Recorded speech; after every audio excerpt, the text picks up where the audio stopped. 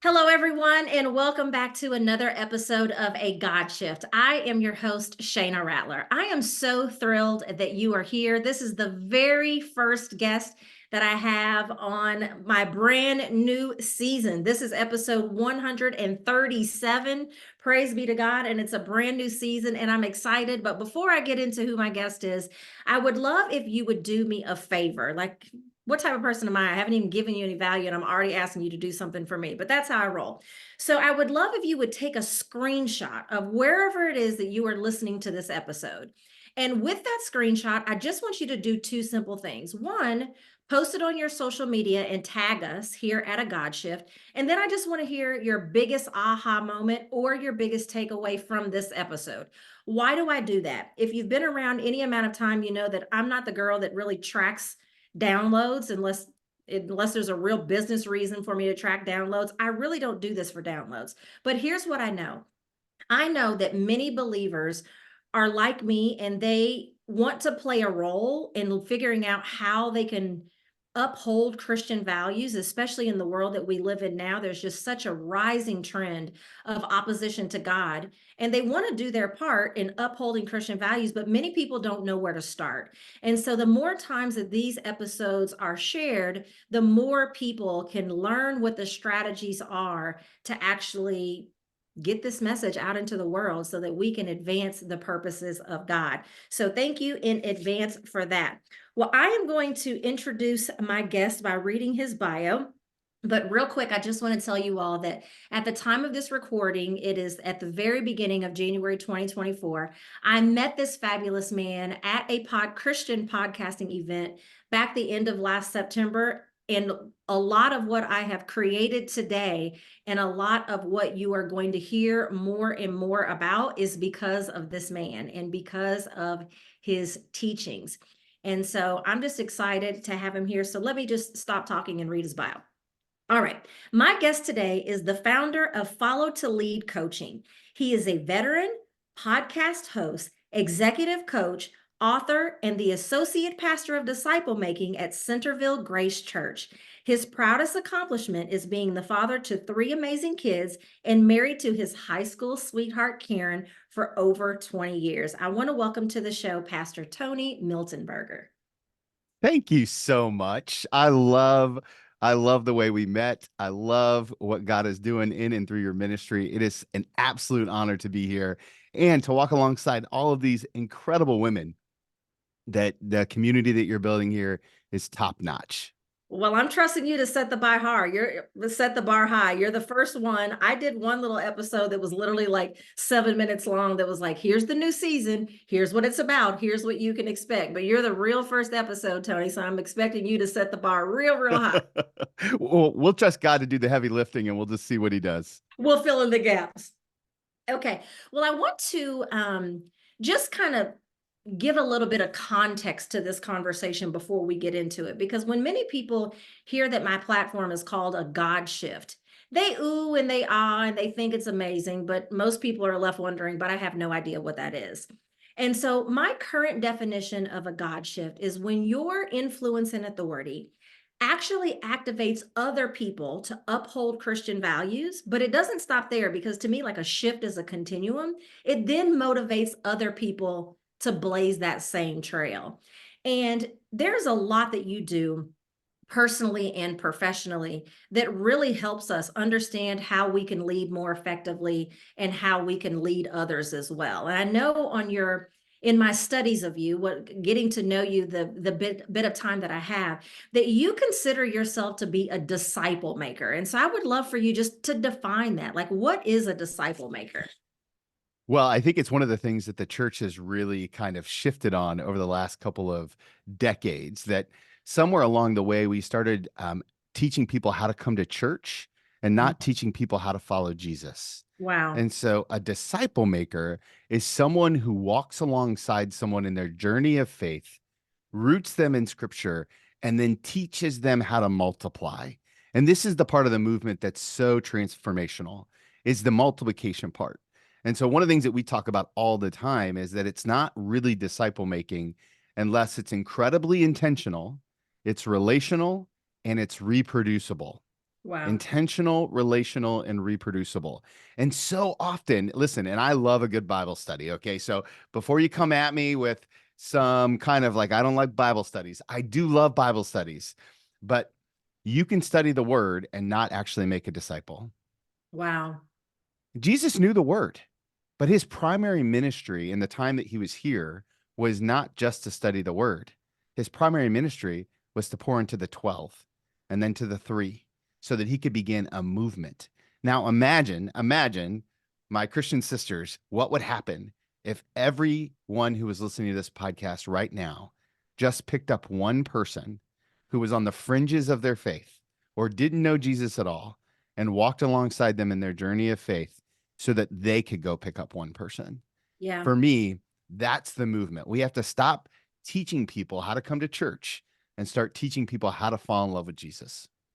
And Pastor Tony, I love that you said that because when I think about this new assignment that the Lord has given me, at least for this season of my ministry, there's a lot that is going on. I talk about the rising trend of opposition to God that we see in our homes and our families, our schools, the community, the world at large. There's so much that's out there that if there's only going to be a small handful of us that are saying, "Yes, Lord, I'll stand with you.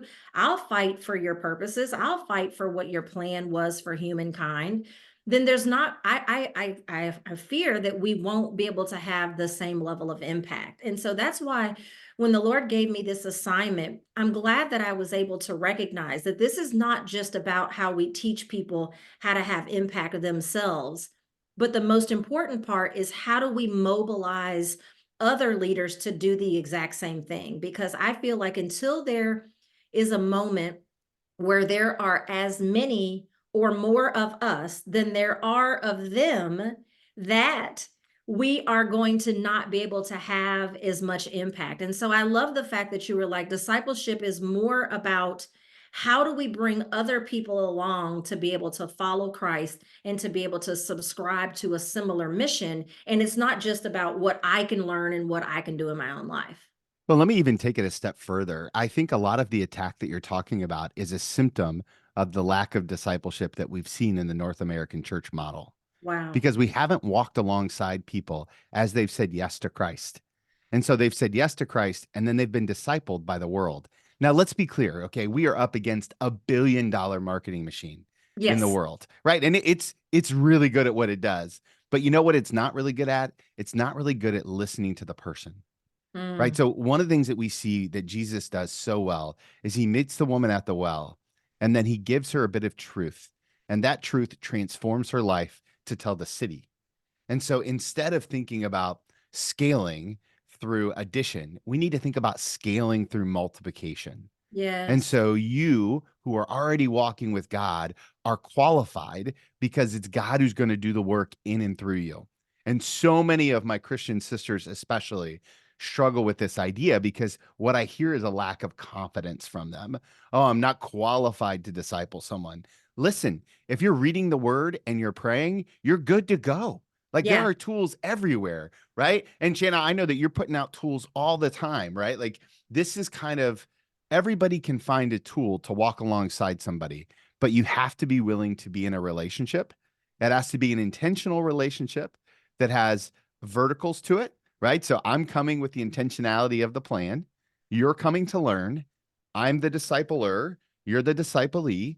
It Hmm. doesn't make you less than. What it does is it makes you somebody who's hungry for what the Lord has. Right.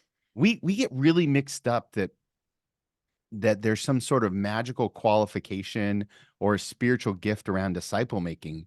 But the Great Commission is for everyone. It's not a spiritual gift, it's a Correct. spiritual requirement. That's so good. And so if someone is listening to this right now and they're like, "Oh, you're right. Like, I need to be a disciple maker," right? Like, you may not have a website that you want to blast it on like Pastor Tony does. The Lord may not have given you an assignment to go raise up a whole army of people.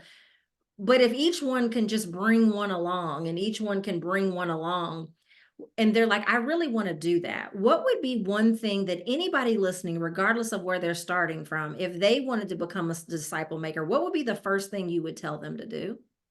I would tell them to start praying for someone who's fat. Mm. Faithful, available, and teachable. Wow. Faithful, available, teachable. So start praying that God would put someone in front of you who's faithful, available, teachable. And then when you meet that person, say that the reason that we're meeting is so that we can both follow Jesus and that you can teach someone else everything that I'm about to teach you. Wow, that's so good and so practical. One thing I think that we don't do, and I may have talked about this a little bit when I was on your show, is that many times as Christian leaders, specifically in the church, and I always say I'm a preacher, so I can talk bad about us if I want to, but oftentimes we don't really do a very good job of explaining how to do what we're telling our congregation to do. We tell them Mhm. to surrender, but they don't really know if they're walking that out. We tell them things like, oh, just get in his presence. Well, what if I'm new to this thing and I have no idea what in his presence even means, let alone how I enter into it? Yeah. And so I love that, you gave something that's very practical. So I'm real big on like concepts are great, stories are even better. But if we're going to get real transformation, it has to be information that can be implementable, not just something that motivates and inspires you. So I really appreciate that. One of the things that I have been studying in preparation for this new assignment as I have been studying the book of Joshua. Mm. And in the first chapter of Joshua, between verses, I think 6 and 9, three times it tells us not to be afraid and to be courageous, right? And when I look at that, one of the things that I recognize, and I think I even read this somewhere in your material, is that in order to be courageous, that self-awareness is so key. And I had the pleasure of listening to a keynote that you did a few months ago because you have a very unique process of leaders being able to become self-aware. Can you tell us about that? Sure. One of the things that's just the Lord just continues to teach me is that my emotional reaction to a situation is oftentimes more about me than it is about the situation. So let me just get really practical here. Um, you have an emotional intensity scale. I have one, Shayna, you have one, listeners, you've got one. And that emotional intensity scale is really God's way of saying, pay attention to what's happening here. So, Mm, on a scale from 1 to 10, anytime your emotional intensity spikes above a 6, it's always more about you than it is the other person. right.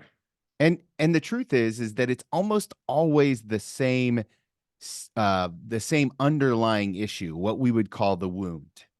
And here's the thing: as a Christian, you and I both know that sin entered the world. Well, every time there's sin, there's a consequence for sin.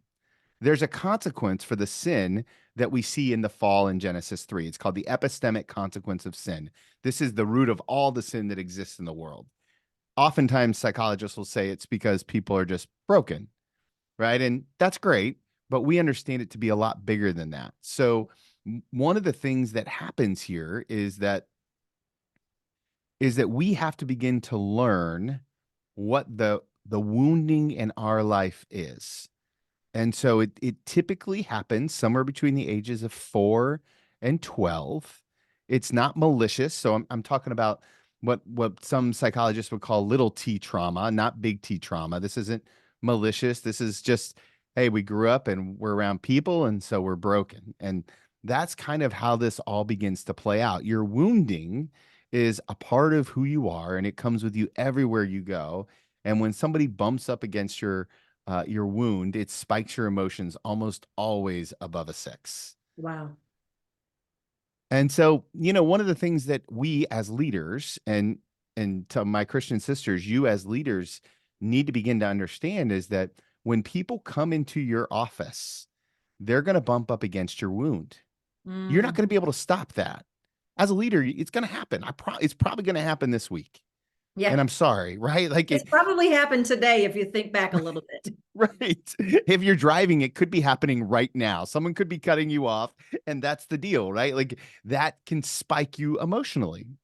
So so the key here is not to say that it's ever going to go away, Mm. but to become so familiar with it that it no longer has the authority to make decisions in your life. Wow. And so wisdom isn't the absence of wounds. Wisdom is the intimacy with your wound. Wow. And that intimacy is what you get to surrender to Jesus so that you can lead as his vessel and not as his barrier. That's so good because I do believe, my entire last season of this podcast was about that, is that the things that the Lord allows to happen in our lives, whether they're little t traumas or big T traumas, He really allows those things to happen because He wants them to become a tool that moves us forward. Mm. But so many of us are not equipped to know how to properly respond. So the thing that was supposed to be meant to develop us and move us forward actually ends up keeping us stuck. And I think that this is a real good way for people to, as they're going along throughout their day and as they're thinking back about how they have responded or reacted to situations, that they can say, okay, what wound is that pressing up against? So if I experience something this evening and something triggers me at a 6 or above, how do I respond? Well, the first thing I would ask yourself is, do I have space in this environment to spend some time in it? Right? Mhm. Because sometimes we just need to give ourselves a timeout. So, hey, man, I'm hot and bothered. That's something that we say in my house sometimes, right? Yeah. I'm hot and bothered right now. I need a minute, right? And so take a timeout, step back, and ask yourself this question: when have I felt this feeling before? Mm. Not the situation, the feeling. Right. Let me give you an example. It might help give some clarity to it. My parents had unplanned twins when I was 4 years old. Okay. What an incredible gift. I love my brother and sister. They're incredible humans. But that instantly made me the middle child to a family that was not prepared to bring home twins. My mom then gets divorced when I'm 8, right? Mom and dad had a ton of pressure, ton of stress. They're great parents. I had great, amazing parents. Mhm. So my wound is that as a young child, I didn't feel seen. From 4, basically for the rest of my young adulthood, I didn't feel seen. Now, is that my parents' fault? No, absolutely not. It was no malice. My parents are great humans. They're amazing people. And so, when do I get most upset? When somebody tries to bully me, when Yeah. somebody tries to put me in a box, when someone disrespects me, when I don't feel seen. Mhm. And so, the key is when my wife comes in and says something that I feel like is disrespectful, I have to really think about it. Do I think that my wife is really trying to disrespect me? Yeah. No, absolutely not. What's happening? She's bumping up against that wound. And so I need to acknowledge, okay, when have I felt this before? Not with my wife, but I mean in general. Oh, yeah, this is how I felt as a young man. This is how Yeah. I felt as a little boy. And Mm. guess what?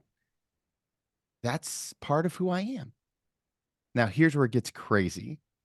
This is how God redeems things that I just absolutely love. This is my favorite part. On the other side of your wound is your greatest gift. Mm.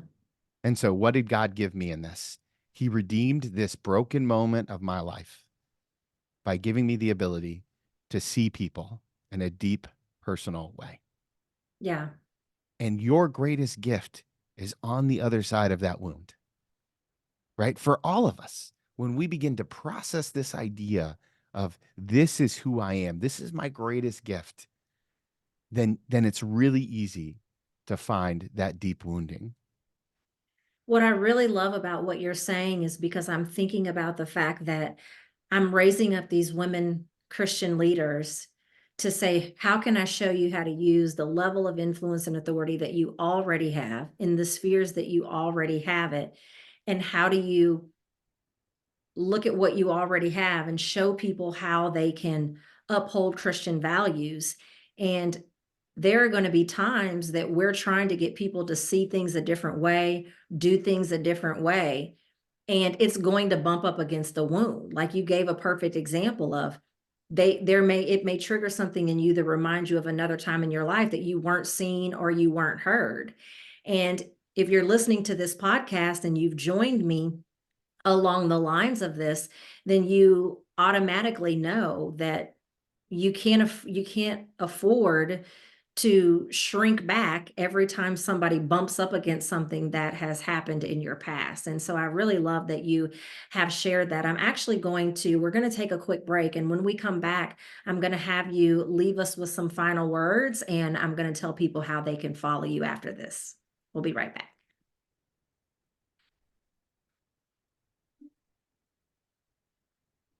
This episode is brought to you by the free guide When God Says Shift.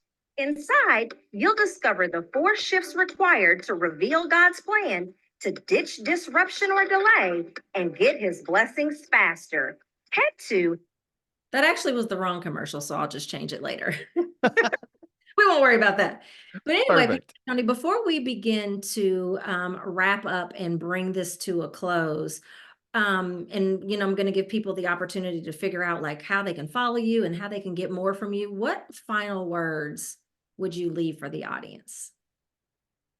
Well, let me say this is that I know right now, Shayna, that you're putting together a kingdom of, I love the term that you use, kingdom trailblazers.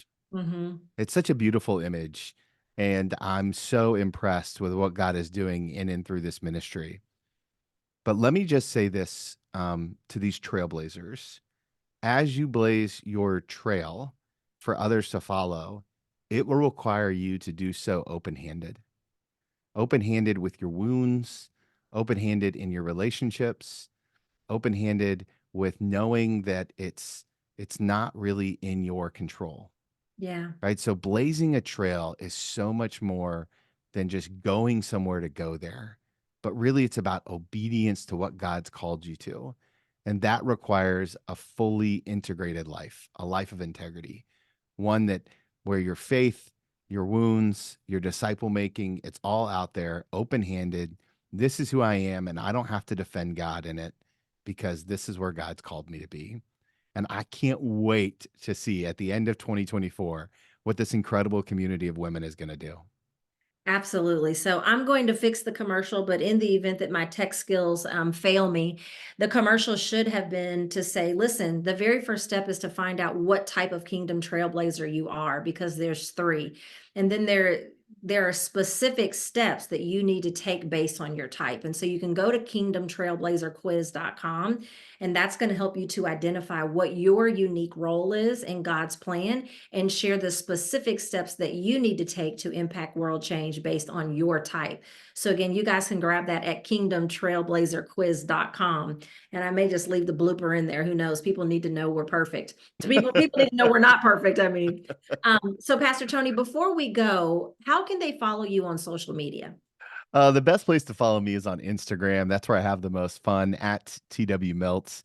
I post there reels from my podcast and all the things that God is doing.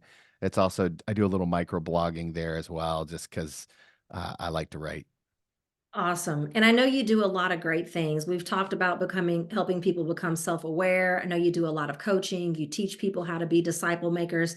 Is there anything that you would like to offer the listeners if they would like to take things further with you? Yeah, a really great place to start is we have an integrity quiz, whether or not you're living a fully integrated life. And you can go to follow the number 2 leadcoaching.com/quiz, and it's all there. It'll give you a really good jumping off point if you want to take a look at are the values that you profess on Sunday, are you living them out on Monday through Saturday? And Yeah. we all know how hard it is. It's not about perfection, but it is about moving closer to Him every step of the way. Absolutely. Well, everyone, you got 2 quizzes to take. You've got mine, you've got his. All of those links will be available for you in the show notes. All you have to do is click them. Pastor Tony, I thank you so much. You did not disappoint. Thank you for kicking off the new season of A God Shift with a bang. Everyone, share this episode. And I pray that you will go back and listen to previous and future episodes as well. Everyone, have a great day. Bye bye.